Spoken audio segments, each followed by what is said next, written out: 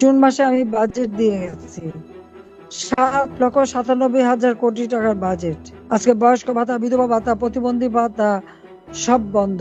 এমনকি আমি যে বাচ্চাদের মায়ের নামে উপবৃত্তি দিতাম সেটা বন্ধ, উচ্চশিক্ষার জন্য বৃত্তি দিতাম সেটা বন্ধ।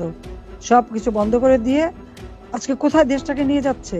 তিনি যে সাংবাদিকদের কাছে বললেন যে থানায় যেতে পারে, এই যে আজকে আমার এখানে যারা আহত নিহত পরিবার যারা, কেউ কি থানায় যেতে পারছে, মামলা দিতে পেরেছে? পারেনি।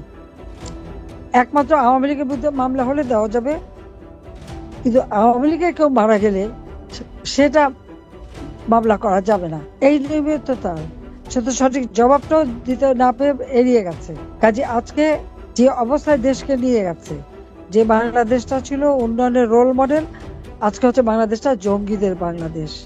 কারণ যত জঙ্গি, সন্ত্রাসী, খুনি যারা জেলে ছিল, দুর্নীতিবাজ, সব মামলা খালাস, সবাইকে জেল থেকে বের করে দিয়েছে। শুধু নরসিংদী জেলই ভাঙেনি, বাংলাদেশের বেশ অনেকগুলি জেলার জেল ভেঙে ভেঙে সমস্ত অপরাধী, খুনি, অপরাধী, জঙ্গি যারা, তাদের সবাই মুক্ত। আর জেলখানা ভরে গেছে আওয়ামী লীগের নেতা কর্মীদের দিয়ে। এর কি জবাব দেবে? এত অত্যাচার, এত অবিচার